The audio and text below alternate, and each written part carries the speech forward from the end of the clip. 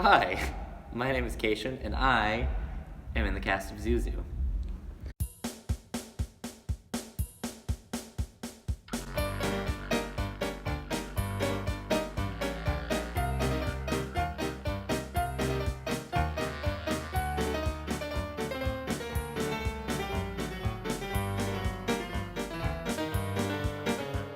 So, Frogs was sort of the original mask show that they built, and it has changed over the years, but they've added new things here and there.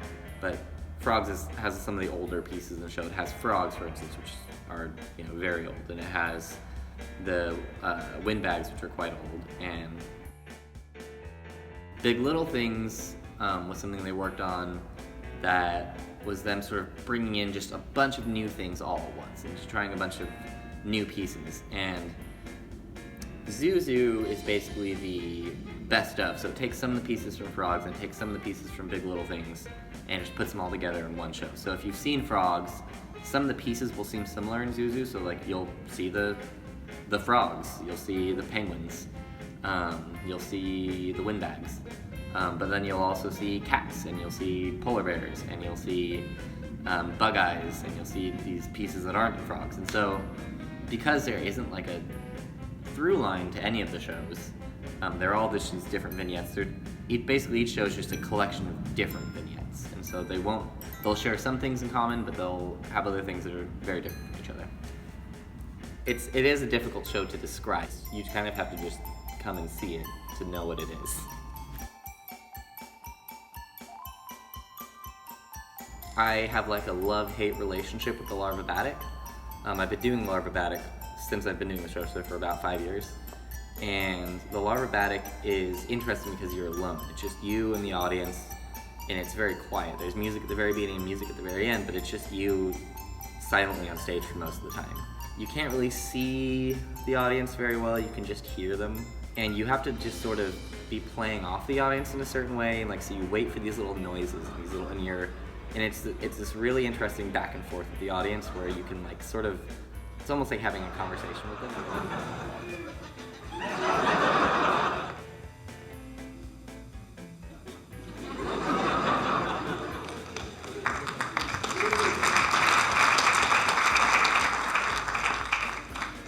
So I like the larvabatic because it's very intimate in a way and very sort of vulnerable, but it can also be really it can be very like scary because sometimes audiences are just quieter, even if they're enjoying themselves. Some audiences just don't make much noise, and you can't see them, so you don't know if they're enjoying themselves. So then they can be a little bit like, I don't know, am I doing a good job? Maybe.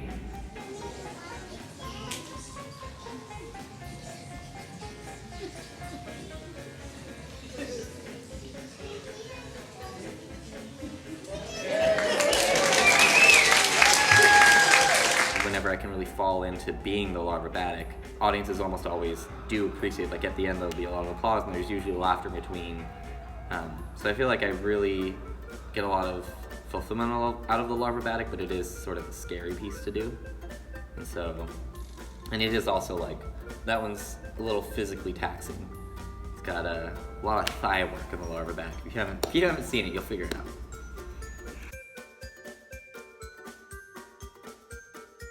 As far as sort of character work goes, the larva can be really difficult. The frog can be sometimes kind of challenging because that's one where it can be hard to find that line of being the frog and just being naturally the frog and like trying to be silly. Like you really have to walk the line because you are doing ridiculous things and that's what gets you the laughs.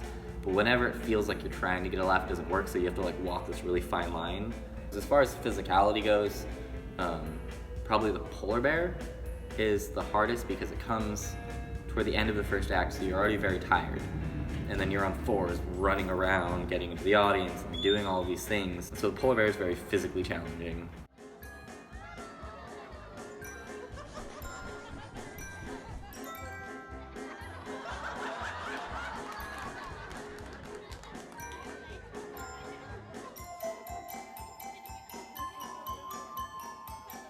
Also paper's at the very end of the show, and it's very physical. Especially, I have like a lot of weird jumps in paper.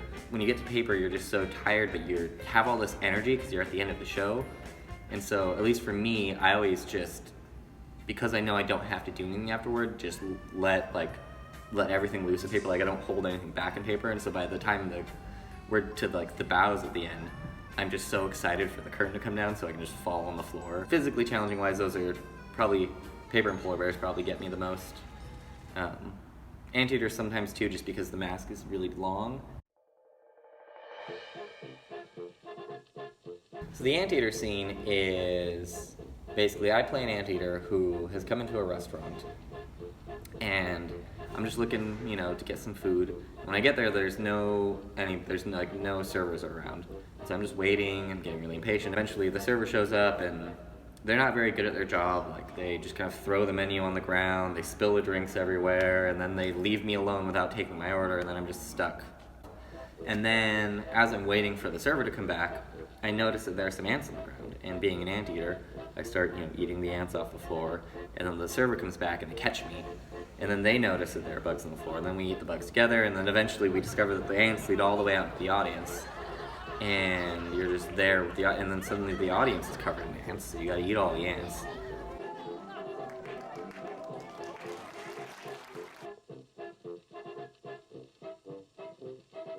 In most theater, there's this very stark divide between the audience and the stage. There is, like, the fourth wall is there.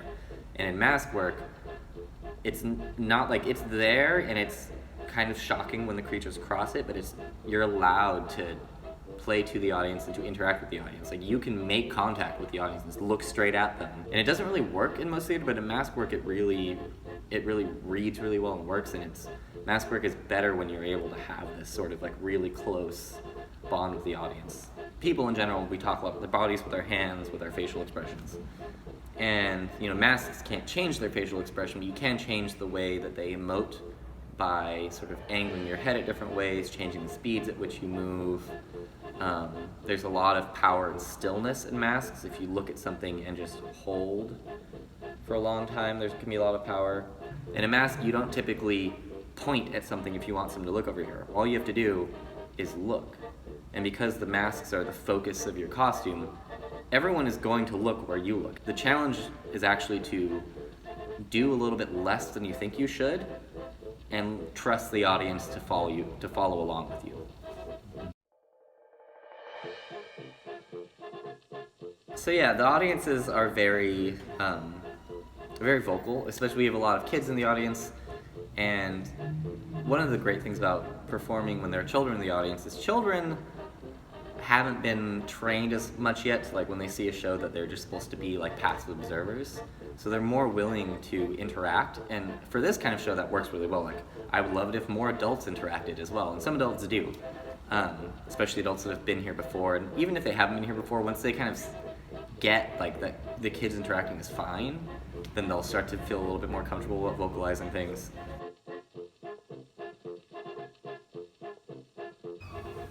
Everyone has people have sort of different experiences rehearsing in the show. Depends if you're new or if you've been doing the show for a long time. So everyone in the cast this time has done the show before.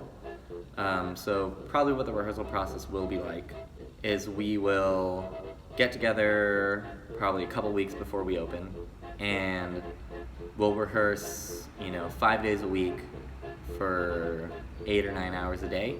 On any given day, you'll pick a piece, you'll do it over and over and over again, maybe work on like 2 or 3 other pieces that day, and then once everything is sort of in the place it needs to be, the last few days we just do the whole show over and over again. Just kind of run through it, make sure you have all the transitions between pieces, make sure all the costume changes are fast enough, make sure that everyone just kind of is where they need to be.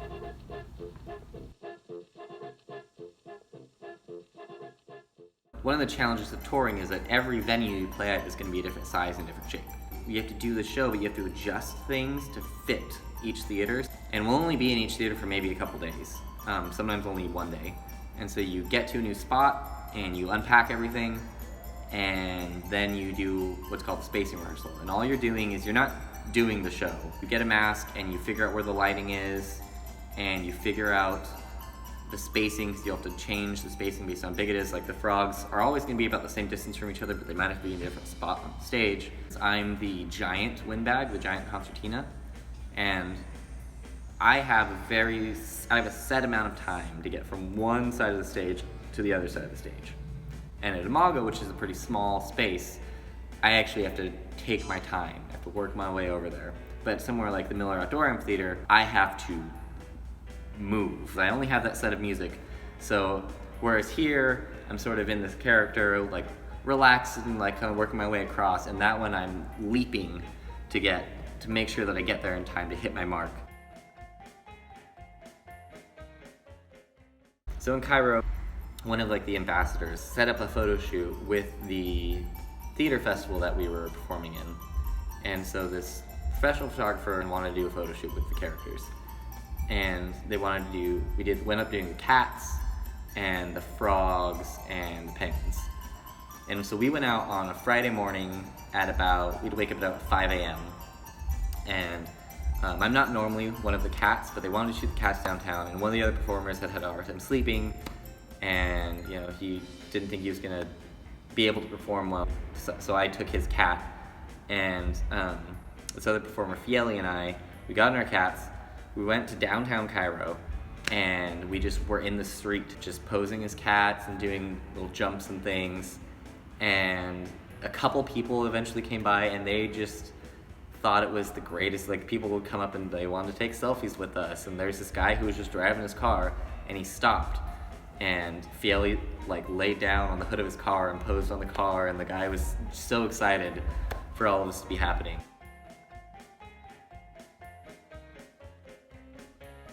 The grandparents will say like, oh, we used to bring our kids to see the show, and now that our kids have kids, we're bringing their kids to see the show. And I think a lot of it is this like, that the show has been around, and in its way, it's very timeless. Like the comedy doesn't get dated. People will come back because the experiences are still very human, but like little things will still change here and there. So like the choreography of paper changes with each new cast, and we'll always find new things to do in the polar bears, and each performer brings a little bit of themselves into their characters, and the performers change out every so often. And as you perform a character, you'll find new things to bring into that character over time. And so I think people come back because even though it is in some ways the same show, it's also always a new show. I love the show, probably for the same reasons that I love doing theater in general. From hearing audiences, and especially if you go out and meet the audiences afterwards, you can just tell that you've brought joy into their lives. This show is a really great way to sort of escape from the problems that are going on in the world and just sort of immerse yourself in this really fun, joyous experience. And I like being a part of that and being able to give that and like share that with an audience. When you get close enough, you can see the smiles on people's faces, and you can see obviously you're gonna see smiles on the kids' faces, but also all of the adults are having a great time. Hello, my name is Kaician. I'm in the cast of ZooZoo, playing at Imago Theater from December 13th to January 5th. Tickets are available now at ticketswest.com. If you buy tickets before October 31st, they are 20% off. And you get to see all these wonderful things with all the people that you care about. And a bunch of strangers. Bring everyone you know. Bring your kids. Bring your parents. Bring your friends. Bring your enemies. I don't care.